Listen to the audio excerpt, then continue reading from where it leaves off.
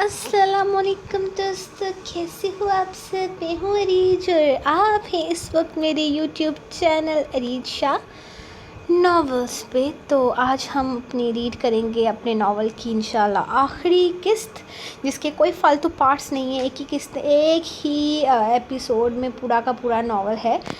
तो आपने मुझे कमेंट सेक्शन में बताना है कि ये नावल आपको स्टार्टिंग से एंडिंग तक कैसा लगा, कौन सी चीज़ अच्छी लगी, कौन सी चीज़ बुरी लगी, सब कुछ बताना है। और मैंने खुद एक न्यू कॉन्सेप्ट पे पहली दफ़ा नावल लिखा था, तो मुझे तो बहुत मज़ा आया। कुछ लोगों ने एक्सेप्ट किया, कुछ लोगों ने नहीं किया। कुछ लोगों को जुनूनी टाइप्स हीरो अच्छे लगते हैं, कुछ लोगों को ये शिप टाइप हीरोज़ अच्छे लगते हैं। तो मुझे लगा कि यार हर टाइम इतना ज़्यादा तमीर किस्म का हीरो लाने से बेहतर है कि एक दफ़ा कोई छोटा सा मिडिल क्लास जैसे कि हम खुद हैं उस टाइप का कोई बंदा नावल लिखे। तो मुझे तो ये शिप का किरदार बेसिकली खुद बहुत अच्छा लगा। आप लोगों को ऐसा लगा आप मुझे कमेंट सेक्शन में बता सकते हैं। बाकी मैं आपके रिव्यूज़ का इंतज़ार अपने ग्रुप में करूँगी।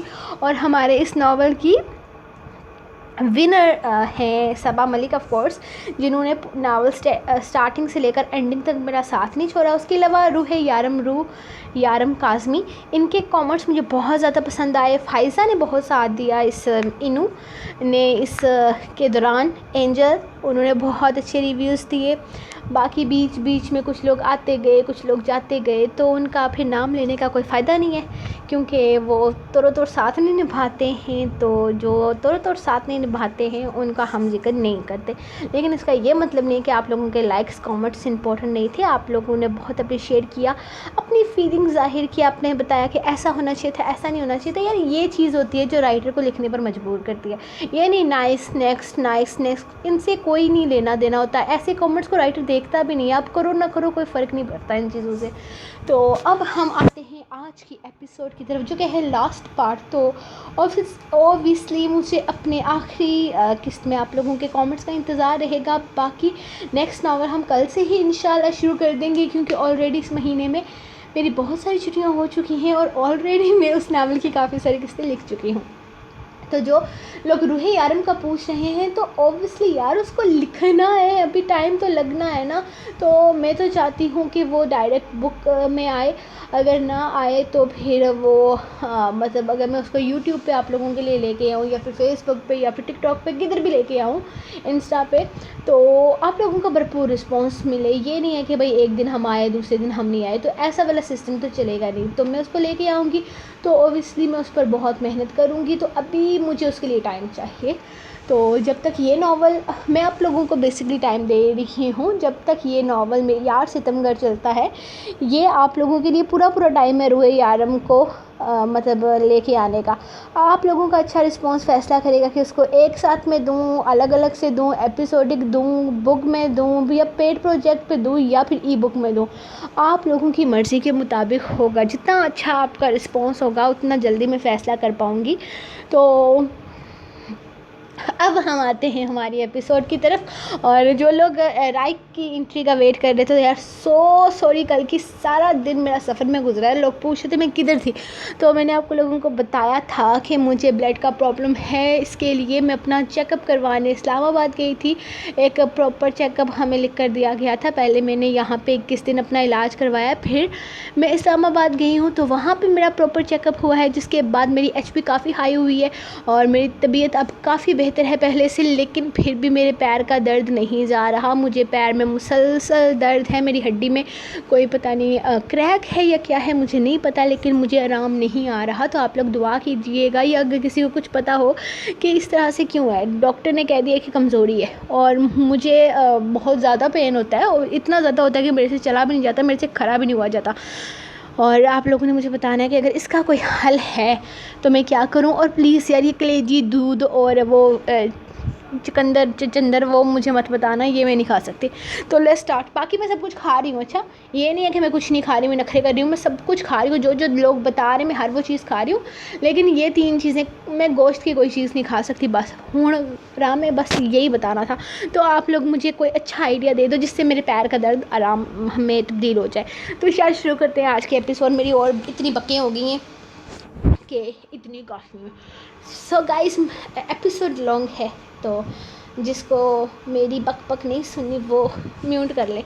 تے مینو عشق ہو گیا اکھیاں نال قسط نمبر 27 آخری ایپیسوڈ تحریر عزیز شاہ۔ ارشم جب سے گھر آئی تھی اسے پوری طرح سے اگنور کر کے بیٹھی ہوئی تھی۔ تھوڑی دیر میں دریاب اور اس کی بیوی بھی مبارکباد دینے کے لیے آ گئے تھے۔ تھوڑی دیر ان کے پاس بیٹھ کر وہ دوبارہ سے اندر کمرے میں کہیں روپوش ہو چکی تھی، جبکہ یشب باہر سب کے ساتھ بیٹھا باتیں کر رہا تھا، جب اچانک ہی ارم نے امی کے سامنے ہاتھ جوڑتے ہوئے ان سے معافی مانگی تھی۔ مجھے تم سے کوئی گلہ کوئی شکوہ نہیں ارم۔ آج کل کی لڑکیاں یہ ساس نندو سے تعلق نہیں رکھنا چاہتی۔ انہیں لگتا ہے کہ وہ ان کے راستے کی دیوار ہوتی ہیں۔ میں سمجھ گئی تھی کہ تم الگ ماحول چاہتی ہو اور اس میں کچھ غلط نہیں ہے۔ اپنے شوہر کے والدین کو جتنا تم سنبھالنا چاہو اتنا سنبھالو۔ یہ کوئی زور زبردستی والا کام تو نہیں ہوتا نا؟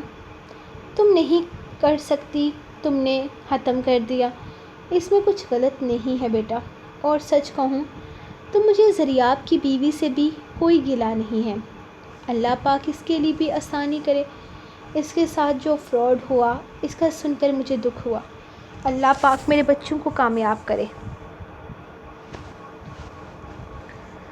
اللہ پاک میرے بچوں کو ہنستا بستا رکھے۔ اور جہاں بھی ہوں ہمیں تم لوگوں سے کوئی گلہ نہیں۔ مجھے بس اپنے یشب پر فخر ہے اور اس پر فخر کرنے کا میں حق رکھتی ہوں۔ امی پیار سے ان لوگوں کو دیکھتے ہوئے بول رہی تھی، جبکہ زریاب سر جھکائے ان کی باتیں سن رہا تھا۔ پچھتاوے انسان کو کہاں سے کہاں لے آتے ہیں۔ جس کامیابی کے لیے وہ گھر چھوڑ کر گیا تھا، آج وہی کامیابی فراڈ کی صورت میں اس کا سب کچھ چھین کر لے گئی تھی۔ یشب سب کچھ جاننے کے باوجود بھی گلے شکوے نہیں کر رہا تھا، اور وہ لوگ یہ جان کر کہ یشب سب کچھ پہلے دن سے جانتا ہے ان سے نظریں نہیں ملا پا رہے تھے۔ وہ لوگ زیادہ دیر رکے نہیں تھے، تھوڑی دیر مزید رک کر وہاں سے جا چکے تھے جب وارث نے اس کے ساتھ ایک مشورہ کرنے کے لیے اسے اوپر بلایا اور اس کی بات سن کر وہ مسکرا دیا تھا۔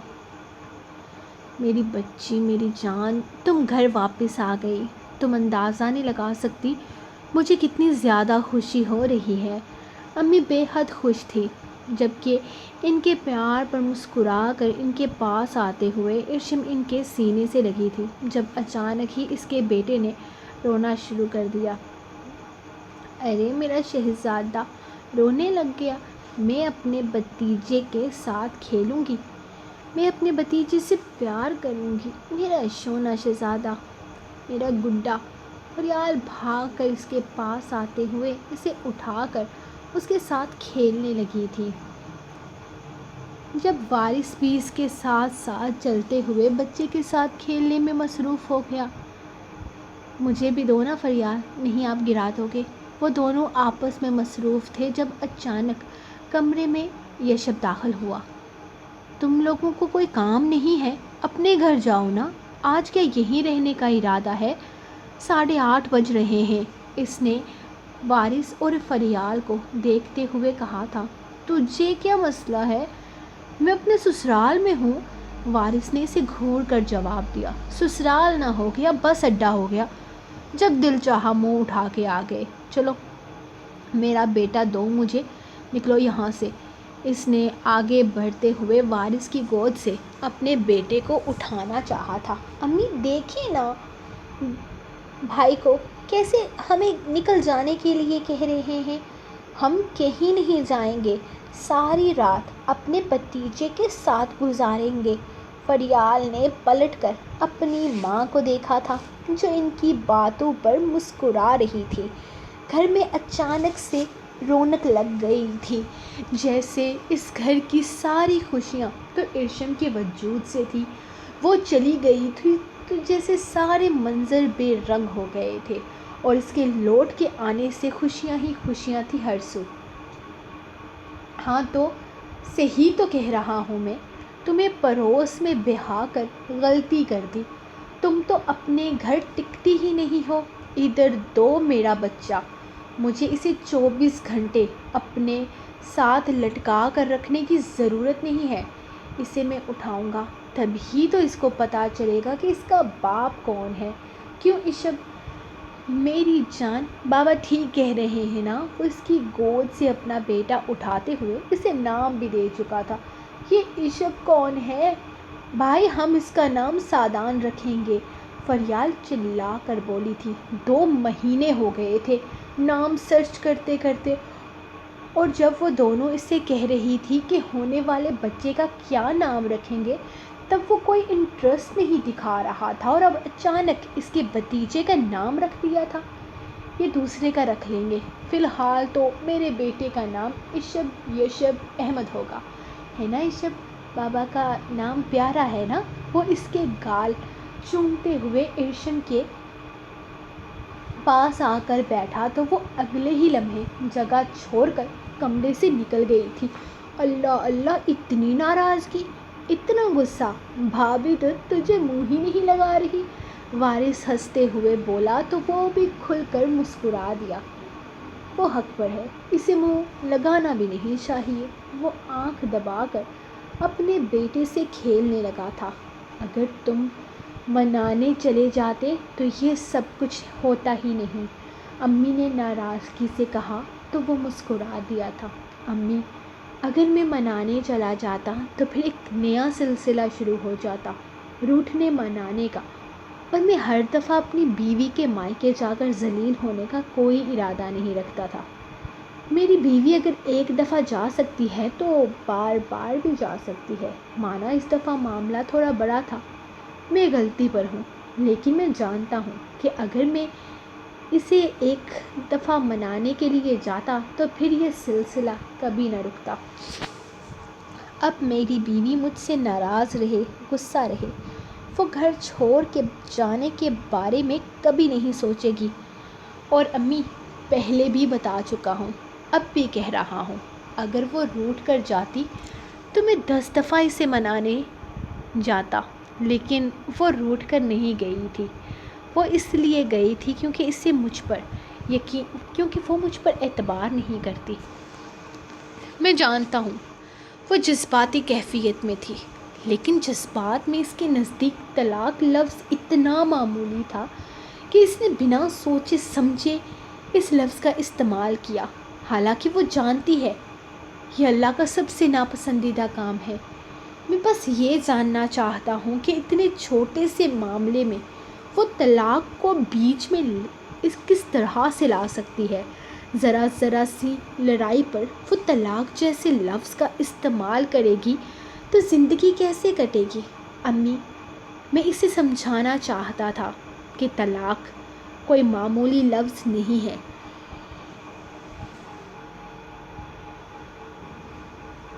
میرے بغیر 1.5 مہینہ رہ کر گزارا ہے اس نے، اسے اتنا تو سمجھ آ ہی گیا ہوگا کہ طلاق کا لفظ استعمال کر کے اس نے کتنی بڑی غلطی کی ہے۔ میں اپنی بیوی کو ہر لڑائی کے بعد اس کے مائکے نہیں بھیجنا چاہتا، میں اس کے ذہن میں بات بات پر طلاق کا خیال نہیں آنے دینا چاہتا۔ ہاں، شانزے کو لے کر وہ انسیکیور رہے تو وہ معاملہ بھی کل تک حل ہو جائے گا۔ شانزے کا نکاح ہوگا تو اس کا شک اپنے آپ دور ہو جائے گا، اور اس معاملے کو میں حل کر لوں گا۔ آپ پریشان نہ ہوں، اگر اسے روٹھنا آتا ہے تو مجھے منانا آتا ہے۔ اگر تجھے منانا آتا ہوتا تو 1.5 مہینے پہلے منا لیتا، وارث نے چوٹ کی تھی۔ اگر فریال والا معاملہ نہ ہوتا تو میں اسے کبھی روٹھنے ہی نہیں دیتا۔ وہ اپنے بھائی کو لے کر جذباتی ہو رہی ہے۔ میں نے اپنے باس سے بات کی ہے، میرے باس کہہ رہے تھے کہ شاکر کو وہاں کی جیل سے نکال کر پاکستان ڈپورٹ کرنے میں وہ میری مدد کریں گے۔ پھپھا جان نے تو اس سے مکمل منہ پھیر لیا ہے، لیکن پھپھو جان اپنے بیٹے کا سوچ سوچ کر پریشان ہوتی ہیں۔ اس لیے میں نے سوچا ہے کہ میں کیسے بھی کر کے شاکر کو وہاں سے نکلواتا ہوں۔ اس نے اپنی ماں کی طرف دیکھتے ہوئے انہیں بتایا تھا۔ امی، شاکر بھی تو اپنی ماں کا بچہ ہے نا؟ میں نے صحیح کیا نا؟ اس نے امی سے پوچھا تو انہوں نے مسکرا کر ہاں میں سر ہلایا تھا۔ جب دروازے سے اندر داخل ہوتی ارشم نے بھی اس کی بات سنی تھی۔ امی، میرے بیٹے کو بھوک لگی ہے، اس نے یشب کی طرف ہاتھ بڑھانے کے بجائے امی کو بتایا تھا۔ تمہیں کیا الام ہوا ہے؟ آرام سے میری گود میں لیٹا ہے، نہ تو رو رہا ہے اور نہ ہی کہیں سے بھوکا لگ رہا ہے۔ اس نے گھور کر اسے دیکھا تھا۔ اچھا خاصا چپ چاپ اس کا بیٹا اس کے ساتھ وقت انجوائے کر رہا تھا کہ اس نے نیا شوشہ چھوڑ دیا تھا کہ اسے بھوک لگی ہے۔ یشب، وہ ماں ہے، وہ سمجھتی ہے اپنے بیٹے کو۔ اس کو پتہ ہے اسے کب بھوک لگتی ہے اور کب نہیں۔ تو یشب کو اس کے حوالے کر دے۔ امی نے اسے دیکھتے ہوئے کہا تو اس نے منہ بنا کر ایک نظر اپنے بیٹے کو دیکھا تھا، جو اس کی گود میں آنے کے بعد کافی ایکٹیو لگ رہا تھا۔ اس کے ماتھے کو چومتے ہوئے وہ اٹھ کر کھڑا ہوا۔ پکڑ تو لوگی نا میرے بیٹے کو؟ میرے بیٹے کی چھوٹی سی ماما، اکیلے بچے پالنا آسان نہیں ہوتا، وہ شرارت سے کہتا اس کی گود میں دے رہا تھا۔ اکیلے بچے پیدا کرنا بھی آسان نہیں ہوتا۔ اگر میں نے اکیلے پیدا کر لیا ہے تو میں پال بھی لوں گی، مجھے کسی کی ضرورت نہیں ہے، وہ غصے سے کہتی اپنا ننھا سا بچہ لے کر وہاں سے جا چکی تھی، جبکہ یشب لب دبا کر رہ گیا۔ ایک اور زیادتی اس کے حصے میں لکھ دی گئی تھی۔ وہ اکیلے اس مشکل وقت کو گزار کر آئی تھی۔ وہ تو صرف اپنے بیٹے کی دنیا میں آنے کی خوشی منا رہا تھا۔ ارشم نے اس تکلیف کو کیسے سہا تھا، کیسے یشب کو اس دنیا میں لے کر آئی تھی، ان چیزوں کا حساب کون دے گا؟ وہ وقت اس کے لیے کتنا مشکل تھا۔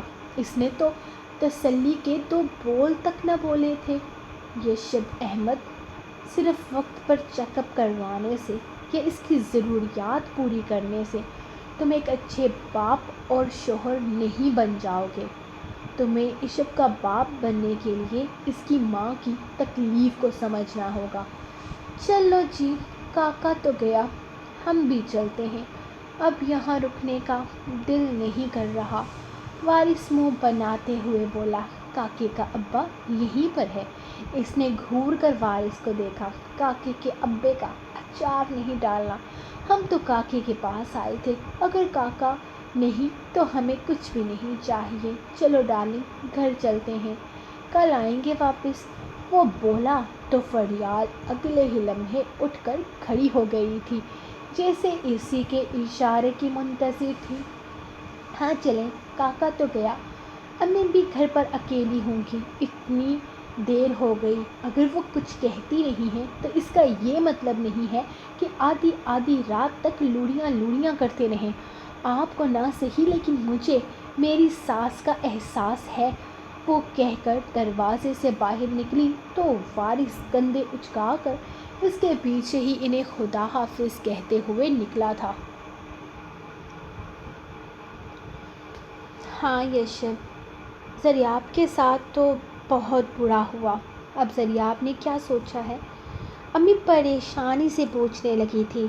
یشب انہیں تفصیل سے بتا رہا تھا کہ دراب کی نوکری خطرے میں ہے، جبکہ زریاب جس دوست کے ساتھ مل کر اپنا کاروبار شروع کرنے والا تھا، وہ دوست فراڈ کر کے دبئی بھاگ گیا ہے۔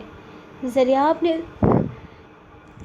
وہ زمین بیچ ڈالی تھی جو فراڈ کر کے اس نے یشب کی لی تھی، اور افسوس اس بات کا ہوا تھا کہ وہ زمین جاتے ہوئے اسے کچھ دے نہیں سکی تھی۔ پتہ نہیں امی اب کیا ہوگا۔ زریاب بھائی کی تو زندگی بھر کی جمع پونجی لٹ گئی، جو کچھ جوڑ کر رکھا تھا سب نکل گیا ہاتھ سے، اور زمین بھی، اور اوپر سے دراب بھائی بھی بڑی مشکل کا شکار ہیں۔ ان کا باس انہیں کبھی بھی نوکری سے نکال سکتا ہے۔ ان کے آفس میں کام کرنے والے ایک ورکر نے ان پر بے بنیاد الزام لگائے ہیں جن کی کوئی تک ہی نہیں بنتی۔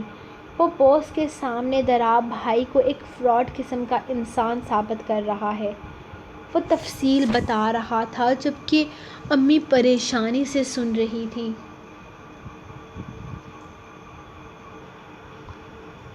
اللہ پاک ان کے لیے آسانیاں کرے۔ میرے بچے، یہ تو بہت غلط ہو رہا ہے ان کے ساتھ، وہ پریشانی سے کہنے لگی تو یشب نے صرف سر ہلایا تھا۔ امی، وہ دراصل میں نے کچھ سوچا ہے۔ امی، میں نے اور وارث نے ایک بزنس شروع کرنے کے لیے کچھ پیسے جمع کر کے رکھے ہیں۔ ہمارے باس جو کام کرتے ہیں اسی کام میں ہم پارٹنرشپ پر کام کرنا چاہتے ہیں۔ باس نے کہا ہے کہ وہ ہماری مدد بھی کریں گے۔ اس سلسلے میں میں سوچ رہا ہوں کہ کیوں نہ ضیاب بھائی اور ضراب بھائی کو بھی ہم ساتھ میں شامل کر لیں۔ میں جانتا ہوں فی الحال ان کے پاس بزنس میں لگانے کے لیے کچھ نہیں ہوگا، لیکن وہ سب تو بعد کی باتیں ہیں نا۔ فی الحال کے لیے میں سوچ رہا ہوں کہ کیوں نہ ان کے لیے بھی تھوڑی بہتری ہو جائے گی، اور پھر گھر کے لوگ شامل رہیں گے تو زیادہ بہتر ہوگا۔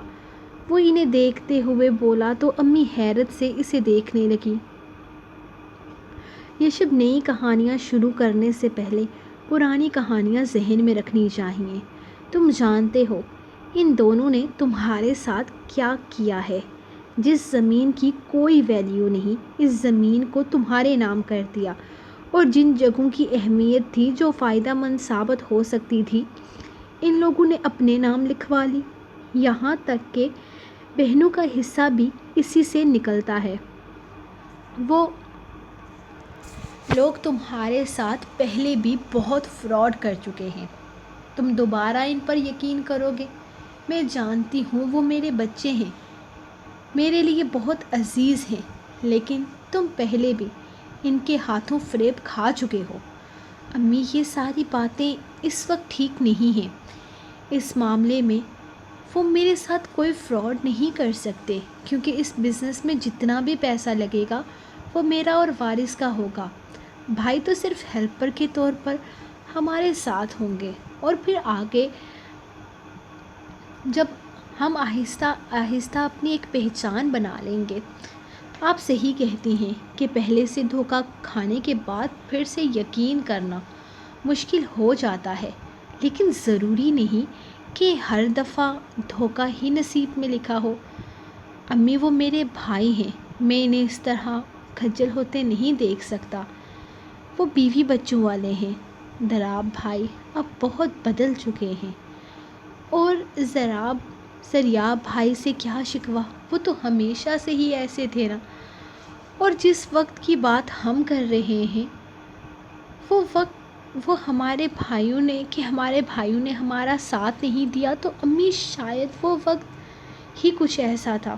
اس وقت وہ لوگ ذمہ داریاں اٹھانے سے گھبرا گئے تھے، لیکن میں اپنے بھائیوں کی ذمہ داریاں اٹھا سکتا ہوں۔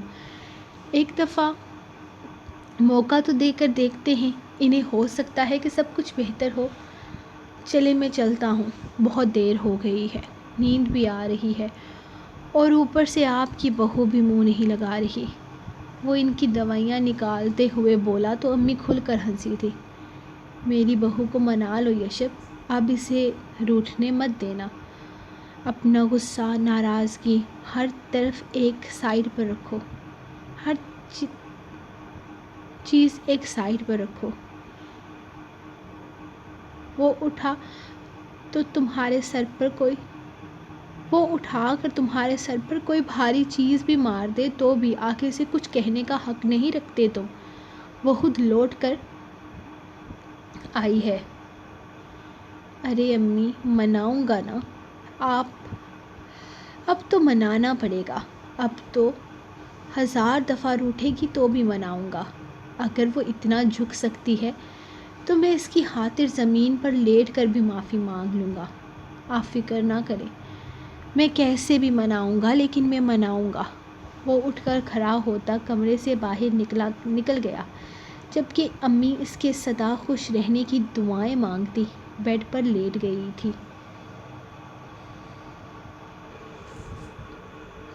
وہ کمرے میں داخل ہوا تو وہ بیڈ پر آرام سے بیٹھی اپنے سامنے کھیلتے ہوئے اس ننھے سے وجود کو دیکھ رہی تھی۔ کمرے میں ایک بیبی کاٹ کا اضافہ ہوا تھا جو بہت خوشگوار تبدیلی تھی۔ ارے یہ جناب تو جاگ رہے ہیں ابھی، مجھے تو لگا تھا اب تک گھوڑے گدھے بیچ کر سو گئے ہوں گے۔ خیر ان کے پاس گھوڑے کدھر سے آئے، یہ تو ابھی خود ہی چھوٹا سا گڈھا ہے۔ وہ بیڈ پر اس کے پاس آ کر لیٹتے ہوئے اس کے چھوٹے چھوٹے گالوں کو چومتا پیار کرنے لگا تھا۔ ایشب بیٹا بابا کو بول دو کہ آپ ابھی بہت چھوٹے ہو، اب ساری رات جاگتے ہو اور سارا دن سوتے ہو۔ اس نے اس کا ہاتھ تھامتے ہوئے جیسے اسے خبردار کیا تھا۔ ہیں یہ کیا لاجک ہے؟ اگر یہ ساری رات جاگے گا تو ہمارا کیا ہوگا؟ وہ پریشانی سے اسے دیکھتے ہوئے سوال کرنے لگا۔ ایشب بیٹا بابا کو بتا دو کہ آپ نے کسی کی نیند کا ٹھیکہ نہیں اٹھا رکھا۔ اب آپ دنیا میں آ گئے ہیں تو نیندیں ایک طرف رکھ کر آپ کا خیال رکھا جائے۔ اس نے پھر سے سابقہ انداز میں بتایا تو ایشب مسکرا دیا تھا۔ ناراضگی جتانے کا یہ انداز بھی اچھا تھا۔ اس کا ننھا سا بچہ تو میسنجر بن گیا تھا۔ ہاں لیکن اسے اچھا لگ رہا تھا۔ وہ اس کے دیے نام کے ساتھ کتنے پیار سے اسے پکار رہی تھی۔ ایشب اپنی ماما کو بتا دو، نائٹ ڈیوٹی میں انہیں آپ کے بابا کی ہیلپ کرنی ہوگی۔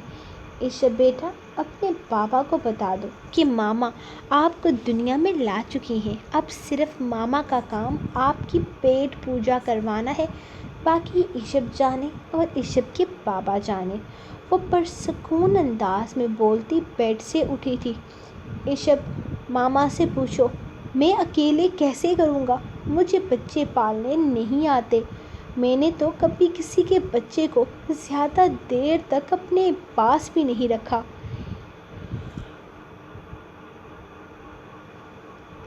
ایشب بیٹا اپنے بابا کو بتا دو کہ یہاں کسی کو انٹرسٹ نہیں ہے ان کی باتیں سننے میں، اس لیے فضول میں اپنے ورڈز ضائع نہ کریں۔ اوہ ہو تو یہ بات ہے۔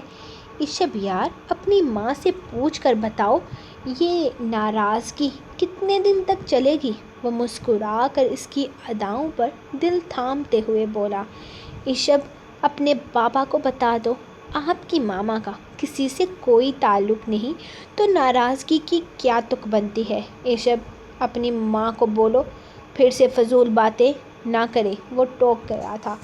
ایشب بیٹا بتا دو میں بات ہی نہیں کر رہی ہوں کسی سے، تو میری باتوں سے کسی کو کوئی تکلیف نہیں ہونی چاہیے، وہ سخت لہجے میں بولی۔ ایشب کی چھوٹی سی ماما یار اپنی ناراضگی ختم کر دو نا، ٹھیک ہے میری غلطی تھی، مجھے تمہیں تھپڑ نہیں مارنا چاہیے تھا اور تمہاری ڈیلیوری کے ٹائم بھی تمہارے ساتھ رہنا چاہیے تھا، اور میں رہنے بھی والا تھا، مجھے تھوڑی نہ پتا تھا کہ 2 دن پہلے ہی ڈیلیوری ہو جائے گی۔ آفس میں میٹنگ تھی اس لیے دیر ہو گئی مجھے آنے میں، تب تک ایشب دنیا میں آ چکا تھا۔ وہ اس کے پاس آتے ہوئے کہنے لگا جبکہ وہ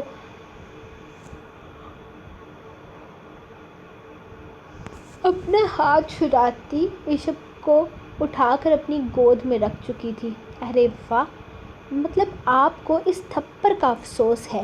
اس بات کا افسوس ہے کہ ایشب کی پیدائش پر آپ میرے ساتھ نہیں تھے، لیکن اس بات کا افسوس نہیں ہے آپ کو کہ اتنا سب کچھ ہو گیا، آپ صرف ایک دفعہ مجھے منانے کے لیے نہیں آئے۔ 1.5 مہینے میں نے پل پل آپ کے آنے کا انتظار کیا، صرف یہ سوچا کہ میرا شوہر کب آئے گا۔ مجھے اس تھپڑ کا افسوس نہیں ہے ایشب، میری غلطی ہے، میں نے فضول بات کی تھی۔ اس وقت دماغ میں بہت الٹی سیدھی چیزیں چل رہی تھیں۔ میرے کر دی بکواس وہ میری غلطی ہے۔ فریال آپی کے معاملے میں اپنا معاملہ گھسیٹ کر لانا میری غلطی ہے۔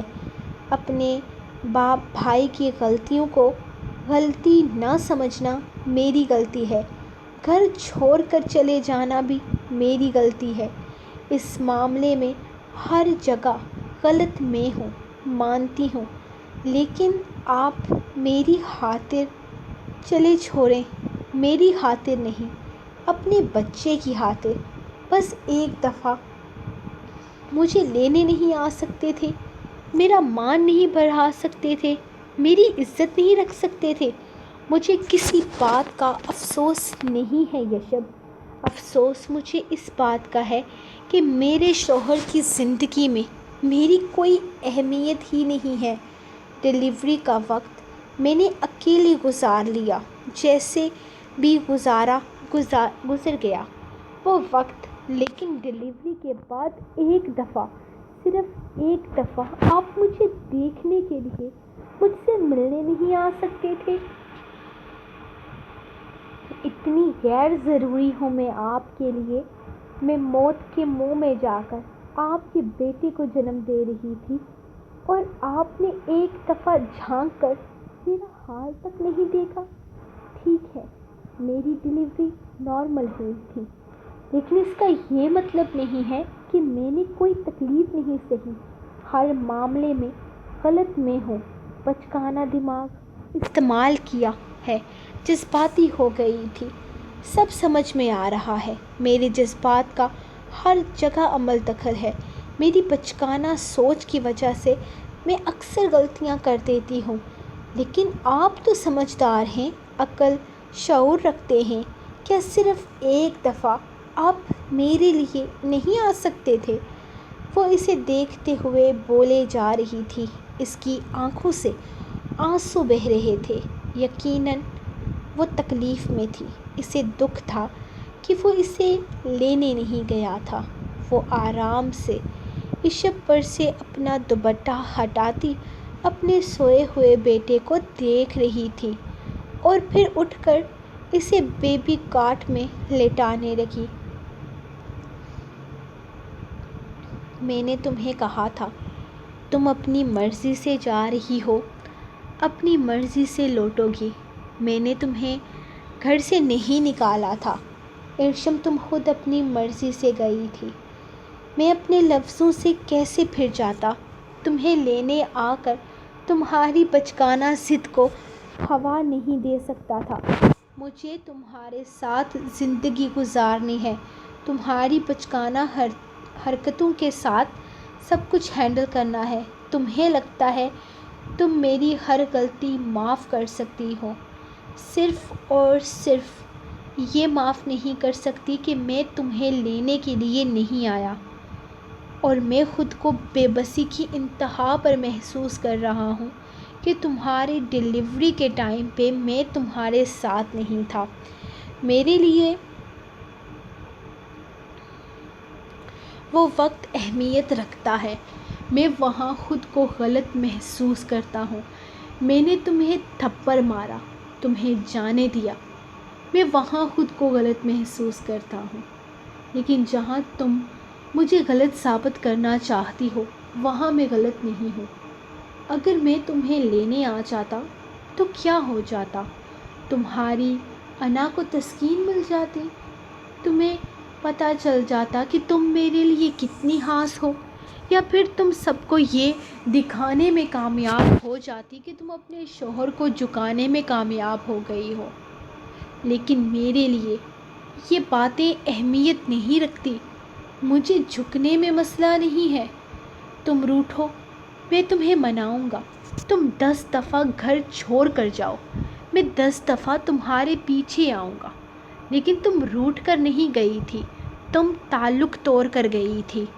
تم مجھ سے طلاق چاہتی تھی، اس لیے گئی تھی۔ میں تمہیں ہمارے رشتے کی نزاکت کا احساس دلانا چاہتا تھا۔ ہمارا رشتہ لفظوں کا محتاج نہیں ہے ارشم، اور نہ ہی میں نے اپنے رشتے کو کسی کے سامنے تماشا بنانا چاہتا تھا۔ بس یہ چاہتا تھا کہ تم جس طرح گئی ہو اسی طرح تم واپس آ جاؤ۔ تم نے اپنے والدین کے سامنے جھوٹ بولا کہ میں تمہیں طلاق دینا چاہتا ہوں۔ اس بات کو میں نے تمہاری بچگانہ حرکت سمجھ کر معاف کر دیا، کیونکہ میں جانتا ہوں کہ میری بیوی کی نیچر کیسی ہے۔ حالانکہ اس چیز کی کوئی معافی نہیں ہے، میرا شانزے سے کوئی تعلق نہیں ہے، لیکن تم پھر بھی اسے لے کر انسیکیور رہی ہو، کیونکہ فریال نے تمہارے دماغ میں ایک چھوٹی سی بات ڈال دی تھی جس کا کوئی وجود نہیں تھا۔ تمہارا بچگانہ ذہن اس چیز سے نکلا ہی نہیں۔ تو تمہاری انسیکیورٹی مجھے سمجھ میں آتی ہے۔ تمہیں پتہ ہے ان 10 مہینوں میں میں نے تمہیں کتنا سمجھا ہے، لیکن افسوس اس بات کا ہے کہ تم مجھے نہیں سمجھ سکی۔ کتنا وقت گزار لیا ہم نے ایک دوسرے کے ساتھ، لیکن تم نہیں سمجھ سکی مجھے۔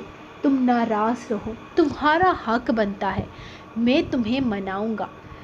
ہاں، لیکن اگر تم اس طرح مجھ سے ہر تعلق توڑ کر روٹھ جاؤ گی تو میں تمہارے پیچھے نہیں آؤں گا، کیونکہ اس طرح جا کر تم نے مجھے اس بات کا احساس دلایا ہے کہ میں تمہارے لیے اہم نہیں ہوں، میں تمہاری زندگی میں کوئی اہمیت نہیں رکھتا۔ تم اتنی آسانی سے مجھے چھوڑ کر جانے کی بات کر گئی، مجھ سے طلاق کا مطالبہ کر لیا۔ تمہیں کبھی مجھ سے محبت ہوئی ہی نہیں ارشم، تم نے کبھی مجھے چاہا ہی نہیں۔ اگر تم مجھ سے محبت کرتی تو کبھی بھی یہ طلاق کی سوچ اپنے دماغ میں نہیں لاتی۔ تمہارے اندر ایک ضدی سی بچی ہے جو بس اپنا آپ منوا لینا چاہتی ہے، اور تمہارے اندر کی اس ضدی سی بچی نے ہمارے رشتے کو طلاق تک لانے میں ایک لمحہ نہیں لگایا۔ مانا میں نے بہت غلطیاں کی ہیں، اور میں اپنی ایک ایک غلطی کا مداوع بھی کروں گا، لیکن اگر تمہیں یہ لگتا ہے کہ تمہیں لینے نہ آ کر میں نے کچھ غلط کیا ہے تو یہاں میں اپنے آپ کو غلط محسوس نہیں کرتا۔ مجھے یہاں تم غلط محسوس ہوتی ہو، ایک ذرا سی بات کو طلاق جیسے لفظ تک پہنچا کر غلط تم نے کیا ہے۔ خیر، تم نخرے دکھاؤ مجھے، میں تمہارے نخرے اٹھاؤں گا، کیونکہ خود گھر واپس آ کر تم نے سچ میں میرا دل خوش کر دیا ہے۔ باقی میں تمہارے بیٹے سے پوچھتا ہوں کہ تمہیں منانے کے لیے کتنے پاپڑ بیلنے پڑیں گے۔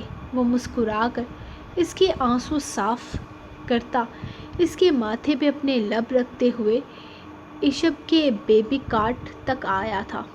مطلب آپ یہ کہنا چاہتے ہیں کہ سارا قصور میرا ہے؟ اس کے اٹھ کے جانے پر وہ منہ بنا کر بولی، میری یہ مجال کہ میں تم پر اس طرح کا الزام لگاؤں؟ ہم دونوں کا 50-50% قصور ہے۔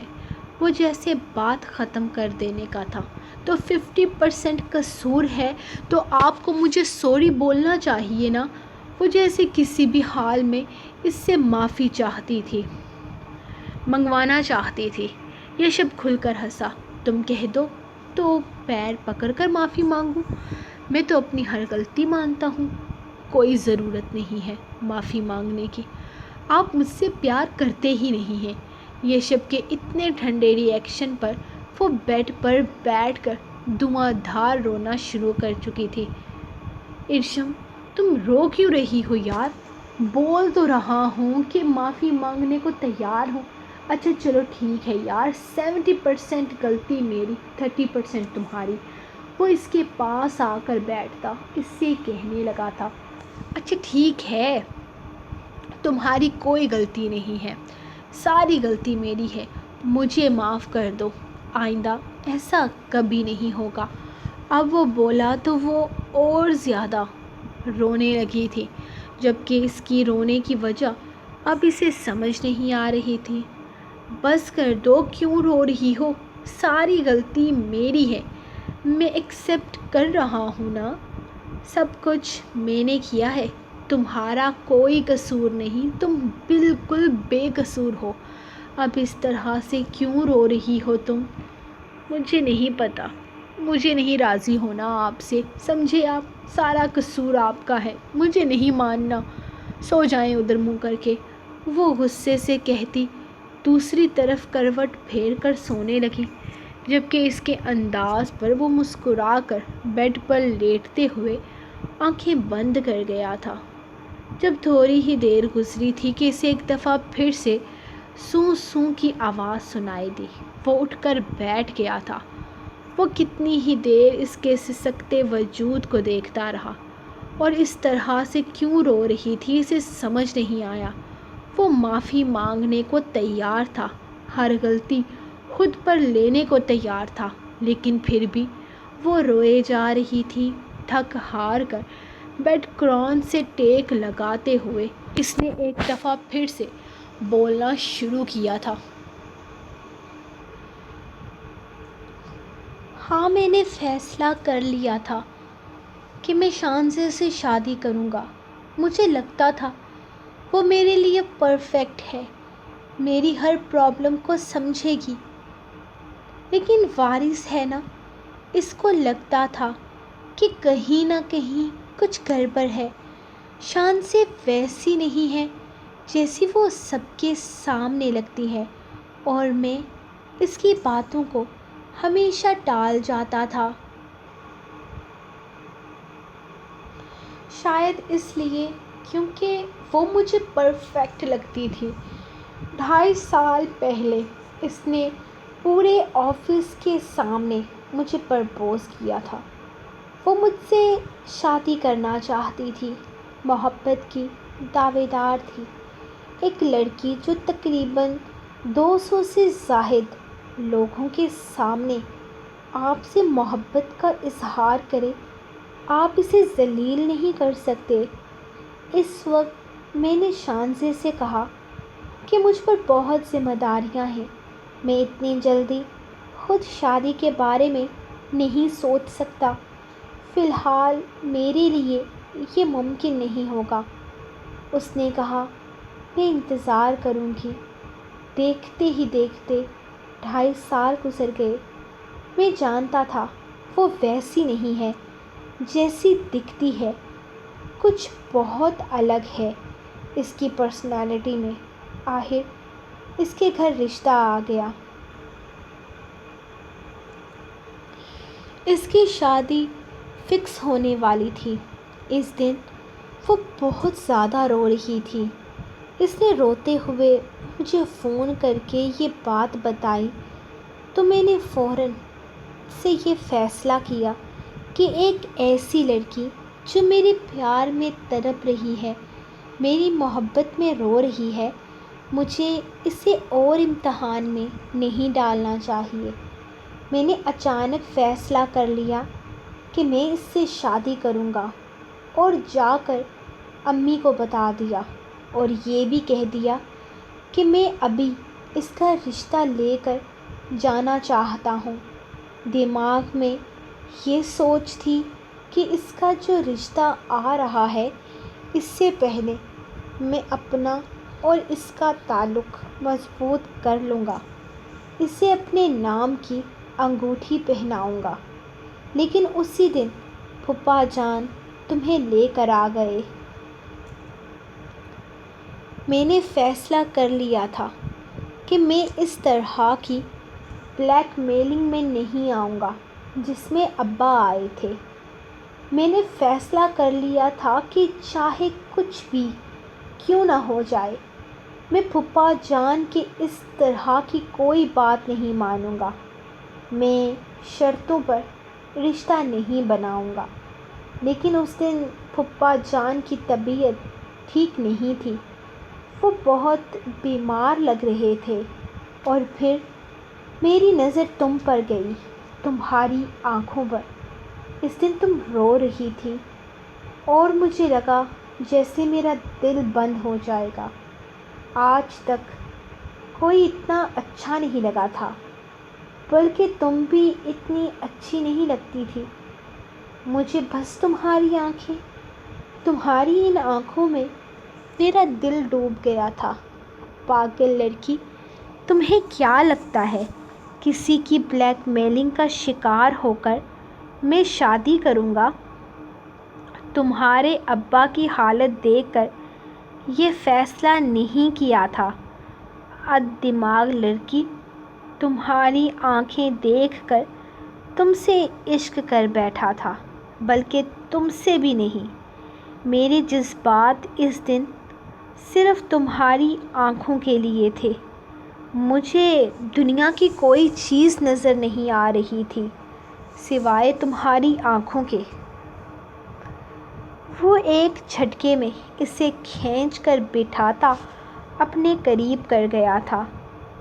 تمہاری آنکھوں سے محبت ہو گئی تھی مجھے۔ میرا دل بس ان آنکھوں میں ڈوب جانے کا تمنائی تھا۔ اس دن اچانک فیصلہ کر لیا کہ ان آنکھوں پر کسی اور کو حق نہیں جتانے دوں گا۔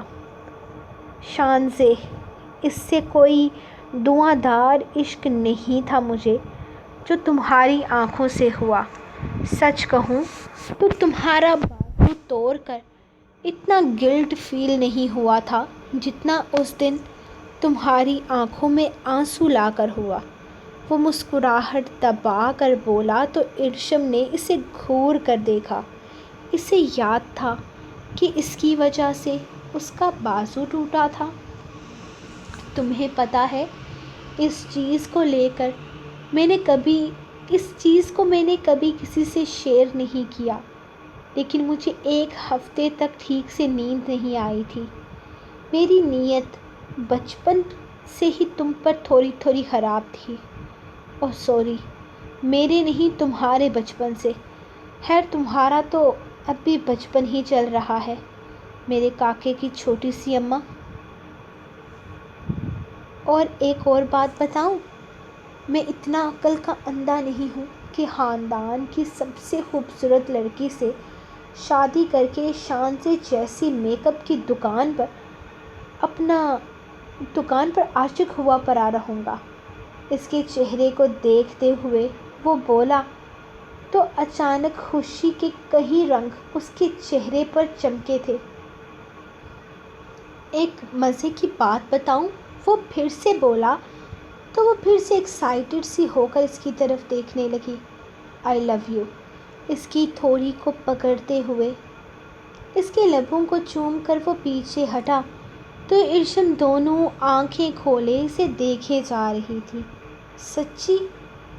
پہلی دفعہ اس کے اس طرح لبوں کے چومنے پر وہ شرما کر نگاہیں جھکانے کی بجائے یقین دہانی کر رہی تھی۔ اس کا جواب آئی لو یو ٹو ہوتا ہے، وہ گھور کر بولا۔ وہ تو ہے نا آپ سے، لیکن آپ بتائیں، آپ مجھ سے اصلی والا پیار کرتے ہیں؟ وہ یقین کرنا چاہتی تھی۔ نقلی والا پیار کس طرح کیا جاتا ہے؟ تم بتا دو مجھے نہیں آتا وہ کرنا، مجھے بھی نہیں آتا۔ میں بھی اصلی والا پیار کرتی ہوں، وہ گھور کر بولی۔ اب یقیناً تم نے مجھے معاف کر دیا ہوگا۔ اس کی کمر پر ہاتھ ڈال کر اسے اپنے قریب کرتے ہوئے وہ بولا تو وہ شرما کر مسکرائی تھی۔ اچھا یشب، جب آپ کو مجھ سے پیار ہو گیا تو آپ کو کیسی فیلنگز آئی تھی؟ اپنی گردن پر اس کے لبوں کا لمس محسوس کرتے ہوئے وہ اس کا چہرہ پکڑتی ایکسائٹڈ ہو کر پوچھنے لگی۔ بس یار وہی فیلنگز تھی جو عاشقوں کو ہوتی ہیں۔ شادی کا انتظار تھا کہ کب شادی ہوگی، کب تم میرے پاس آؤ گی اور میں تمہاری آنکھوں میں اپنا عکس دیکھوں گا۔ یعنی آپ مجنوں بن گئے تھے، وہ مزے لیتے ہوئے بولی تو یشب کھل کر ہنسا تھا۔ ہاں، بن تو گیا تھا میں تمہاری آنکھوں کے پیچھے مجنوں، لیکن کسی کو پتہ نہیں چلنے دیا۔ ہاں بالکل، مظلومیت والا ڈرامہ جو کرنا تھا کہ زبردستی شادی ہو رہی ہے۔ ویسے میری بھی زبردستی ہوئی تھی شادی، بس ابو نے کہہ دیا تمہاری شادی ہم یشب سے کروائیں گے۔ میرا تو پہلا ری ایکشن ایسا تھا، ہائے اللہ جی، اتنا خروس بندہ، اس نے تو میرا بازو توڑا تھا۔ میں نے گھر میں اتنا شور مچایا کہ حد نہیں، اتنا شور مچایا پھر بھی تمہارے ابا نے کوئی ری ایکشن نہیں دیا۔ وہ پریشانی سے پوچھنے لگا۔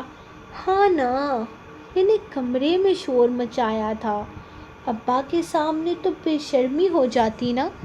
وہ بڑی معصومیت سے بولی تو یشب سر جھکا کر مسکرا دیا تھا۔ لیکن پھر ابو نے کہہ دیا یشب کا مطلب ہے صرف یشب، اور پھر ابو کے سامنے تو میں بول نہیں سکتی، بے شرمی والی بات ہو جاتی نا، سمجھا کریں۔ اور پھر تم نے کسی فرمانبردار بیٹی کی طرح شادی کے لیے ہاں کر دی، یعنی کہ تمہیں مجھ سے کوئی پیار محبت نہیں تھی؟ پہلے نہیں تھا، بعد میں تو ہو گیا نا، وہ مزے لیتے ہوئے بولی۔ کتنی بے مروت لڑکی ہو، مذاق میں ہی کہہ دیتی کہ کچھ فیلنگز ہیں، بندہ دل خوش کر لیتا ہے۔ یہاں میں مجنوں بن کر بیٹھا تھا تمہارے پیار میں۔ وہ اسے اپنے سینے سے لگاتے ہوئے بولا تو ارشم کے دل میں گدگدی سی ہونے لگی تھی۔ وہ ایک ہی لمحے میں اپنے آپ کو اس دنیا کی سب سے حسین ترین لڑکی محسوس کرنے لگی تھی۔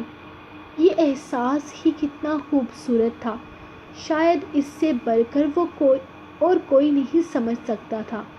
اس کی میٹھی سی کھلکھلاہٹ اپنے سینے پر محسوس کرتے یشب مسکرا دیا تھا۔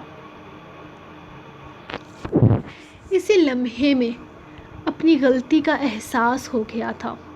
اس نے غلط یہ نہیں کیا تھا کہ اس نے اپنی بیوی کو مارا تھا، اس نے غلط یہ نہیں کیا تھا کہ اس نے اپنی بیوی کو روکا نہیں، اس نے غلط یہ نہیں کیا تھا کہ اس نے اسے منایا نہیں، بلکہ اس نے غلط یہ کیا تھا کہ اسے اپنی محبت کا احساس نہیں دلایا تھا۔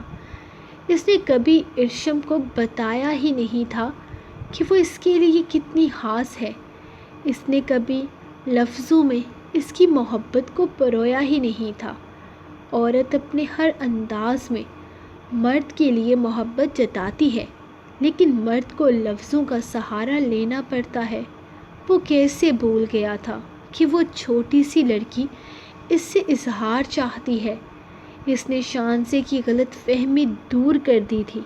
اس نے بتا دیا تھا کہ شانزے کتنی غیر اہم ہے، لیکن اسے یہ بھی تو بتانا تھا کہ وہ خود اس کی زندگی میں کتنی اہم ہے۔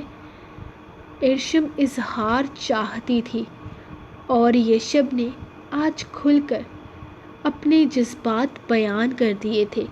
وہ انسیکیور اس لیے تھی کیونکہ یشب نے اسے بتایا ہی نہیں تھا کہ وہ اسے کتنا چاہتا ہے۔ شانزے کو لے کر اس کی غلط فہمی، طلاق کو لے کر اس کا ڈر، اپنی جگہ کسی دوسری عورت کے آنے کا خوف، عورت کے دل میں تب تک گھر کیے رکھتا ہے جب تک اسے احساس نہیں ہو جاتا کہ وہ کتنی اہم ہے۔ یشب، آپ کو پتہ ہے، جب میری سہیلیوں کو پتہ چلا کہ میری شادی اس بندے سے ہونے والی ہے جس نے میرا بازو توڑا تھا، تو انہوں نے میرا کتنا مذاق اڑایا۔ اتنا تنگ کرتی تھی مجھے، ایسی گندی گندی باتیں کرتی تھی وہ۔ اور کون سی گندی گندی باتیں؟ اسے کمر سے پکڑ کر اپنے قریب کرتے ہوئے وہ کافی دلچسپی سے اس کی باتیں سننے لگا تھا۔ ارے نہیں نا، وہ آپ کو بتانے والی نہیں ہے۔ میری سہیلیاں بہت بدتمیز ہیں، آپ کو پتہ ہے؟ نہیں، مجھے نہیں پتہ، تم بتاؤ، تمہاری سہیلیاں کون سی گندی گندی باتیں کرتی تھی۔ وہ اس کی بات کاٹتے ہوئے اس کے لبوں پر بوسہ دیتا اسے تنگ کرنے لگا تھا۔ نہیں بتا سکتی وہ، لیکن مجھے تو جاننا ہے، مجھے سب کچھ بتاؤ۔ آخر تمہاری سہیلیاں ایسی کون سی گندی گندی باتیں کرتی ہیں؟ اسے بیڈ پر لٹاتے ہوئے وہ اس پر سایہ فگن ہوتا اس کی باقی کسی بات کو اہمیت ہی نہیں دے رہا تھا۔ نہیں نہیں یشب، اب اتنی بھی گندی باتیں نہیں تھیں، صاف صاف تھی۔ اس کے لمس پر سرخ ہوتے ہوئے وہ بات کو ختم کر دینا چاہتی تھی۔ اچھا، صاف صاف باتیں تھی، پھر تو بتانے میں کوئی مسئلہ ہی نہیں ہے۔ میں جاننا چاہتا ہوں وہ صاف صاف باتیں۔ اس کے گلے سے دوپٹہ نکال کر دور صوفے پر اچھالتے ہوئے اس نے ایک نظر بیبی کاٹ میں لیٹے اپنے بیٹے کو دیکھا تھا۔ یشب جاگ گیا۔ وہ اٹھ کر اسے دیکھتے ہوئے پوچھنے لگی تو اس نے اس کے کندھے پہ ہاتھ رکھ کر اسے دوبارہ سے بیڈ پر لٹایا تھا۔ نہیں جناب، ابھی نیندیں پوری کر رہے ہیں۔ جب تک تم مجھے وہ صاف صاف باتیں بتاتی ہو تب تک وہ جاگ جائے گا۔ اس کے ہاتھ بے باکی سے اس کی دلکشی کو محسوس کرتے ہوئے اس کی کمر کے گرد اپنا حصار مضبوط کر چکے تھے۔ وہ پوری طرح سے اس کی باہوں میں قید ہوتے ہوئے اپنی گردن کو اس کے لبوں کے لمس سے بھیگتا ہوا محسوس کر رہی تھی۔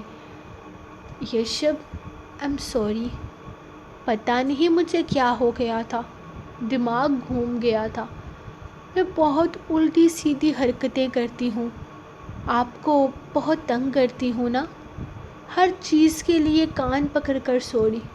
وہ پوری طرح سے اس کی باہوں میں کھوتا چلا جا رہا تھا جب اس نے بڑے معصومانہ انداز میں اس سے سوری کیا تھا۔ تمہیں معافی مانگنے کی کوئی ضرورت نہیں ہے ارشم، بس تم خوش رہا کرو، اور یہ جو اوور تھنکنگ ہے نا، چھوڑ دو۔ سر سے پیر تک صرف تمہارا ہوں۔ اس دنیا میں کوئی اور عورت تمہاری جگہ نہیں لے سکتی، اور نہ ہی مجھے تم جیسی محبت کسی اور سے ہو سکتی ہے۔ وہ کہتے ہوئے دوبارہ سے اس کے لبوں پر جھکتے ہوئے انہیں اپنی سخت گرفت میں لے چکا تھا، اس کی سانسوں سے کھلواڑ کرتے جیسے پوری طرح سے اسے خود میں جذب کر رہا تھا۔ آپ بھی سوری بولیں۔ اس کی سانسوں کو بخشتا وہ پیچھے ہٹا تھا۔ کس بات کا سوری؟ سارے سوری بول چکا ہوں میں، وہ اسے گھور کر بولا۔ کدھر سے سارے سوری بول چکے ہیں؟ میرا بازو توڑا تھا، اس کا سوری کون بولے گا؟ وہ گھورتے ہوئے بولی تو یشب مسکرایا تھا۔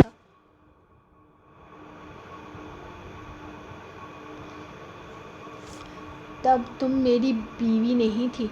وہ ہنستے ہوئے دوبارہ سے اس کے لبوں پر جھک کر اپنی شدتیں لٹانے لگا۔ انسان تب بھی تھی، آپ سے شادی کرنے کے بعد انسان کنورٹ نہیں ہوئی ہوں میں، وہ بولی تو یشب کہکا لگا کر ہنسا تھا۔ شادی سے پہلے جو غلطیاں ہوئی ان سے میرا کوئی تعلق نہیں۔ میری بیوی بننے کے بعد جو تکلیف میں نے تمہیں دی ہے، اس سب کا سوری۔ اس کے لبوں کو چومتے ہوئے وہ پوری طرح سے اس میں کھوتا چلا جا رہا تھا، جبکہ اب بھی وہ بہت کچھ کہنا چاہتی تھی، لیکن یشب اب سننے کی موڈ میں نہیں تھا، بلکہ اس وقت وہ اپنے سارے جذبات اس پر لٹا دینا چاہتا تھا۔ اسے اپنی باہوں میں قید کیے اسے پوری طرح سے اپنی محبت کے رنگ میں رنگتے ہوئے وہ پوری طرح اس میں کھوتا چلا جا رہا تھا۔ اس کی آنکھوں کو چومتے ہوئے وہ اس کی آنکھوں میں اپنا عکس دیکھتا، دلکشی سے مسکراتا اسے اپنی باہوں میں بھر گیا تھا۔ سو گائز فائنلی یہ شارٹ سا ناول ختم ہوا، جو کہ اتنا شارٹ نہیں تھا جتنا میں نے سوچا تھا. تو بیچ میں میری طبیعت خراب ہو گئی، جس کی وجہ سے تھوڑا سا گیپ بھی آ گیا. تو گیپ کے بعد نا میرا اپنا دل خراب ہو جاتا ہے، لیکن پھر بھی میں نے کوشش کی ہے کہ میں اس ناول کو ایک اچھی اینڈنگ دے سکوں. تو یقیناً آپ کو یہ ناول پسند آیا ہوگا. میرے باقی سارے ناول سے ہٹ کے تھا، کیونکہ اس میں ہیرو غریب تھا اور جو اصل زندگی میں کچھ پرابلمس ہوتی ہیں ان کے حوالے سے تھا. تو آئی تھنک میرے حساب سے خیر میں تو کیا ہی حساب لگاؤں گی. آپ کو یہ ناول کیسا لگا آپ کمنٹ سیکشن میں بتائیے گا. اگر کوئی غلطی ہو گئی یا کسی کا دل دکھایا ہو تو سوری. اگر کسی کو اینڈنگ پسند نہ آئی ہو تو بھی سوری. اگر کسی کو ناول میں کچھ اچھا یا برا لگا ہو تو اس کے لیے بھی اپنی بہن سمجھ کر معاف کر دیجیے گا. اور مجھے انتظار رہے گا کہ آپ کو کیسا لگا کامنٹ سیکشن میں ضرور بتائیے گا. تب تک کے لیے اپنی رائٹ کو دیں اجازت. انشاءاللہ ہم ملیں گے کل نئے ناول کے ساتھ. صبح کے ٹائم پہ میری کوشش ہوگی کہ میں تعارف پوسٹ کر دوں، سارے کرداروں کو سے آپ کو ملوا دوں گی، کیونکہ اوبیسلی نیکسٹ ناول لانگ ہے، اس کی طرح چھوٹو سا نہیں ہے. تو وہ ایسا کروں گی کہ یار پارٹس میں دوں گی ڈیلی وائز. میں آپ کو 40 منٹ کا ہی ہوگا، کیونکہ 40 سے زیادہ میں لکھ نہیں سکتی. تو میری یہی کوشش ہوگی کہ پارٹ اے اور 2 دوں، 1-2 اس طرح سے دوں، کیونکہ پھر نمبرنگ زیادہ ہو جاتی ہیں اور پھر آپ لوگوں کو مسئلہ ہو جاتا ہے کہ یہ تو بہت لمبا چل رہا ہے. تو اس لیے میں نے اپنے دماغ کا استعمال کرتے 2 پارٹس میں دینے کا سوچا ہے، کیونکہ نیکسٹ ناول کافی لانگ ہوگا. تو خیر یہ جو ناول آ رہا ہے اس کے حوالے سے ہم کل ہی بات کریں گے. تو آپ مجھے آج کا بتائیے گا کہ آپ کو یہ ناول کیسا لگا. شارٹ سا ناول تھا اور کافی رومانٹک تھا، لیکن پھر بھی کہتے ہیں کہ یہ ناول رومانس کی کمی کا شکار، لیکن مجھے تو نہیں لگا، لیکن آپ لوگوں نے کہا تو شاید ہو گئی. تو باقی میں انشاءاللہ آپ سب کے کامنٹس ریڈ بھی کروں گی اور رپلائی بھی دوں گی. تو تب تک کے لیے اپنی رائٹ کو دیں اجازت اور دعاؤں میں یاد رکھیں. اللہ حافظ.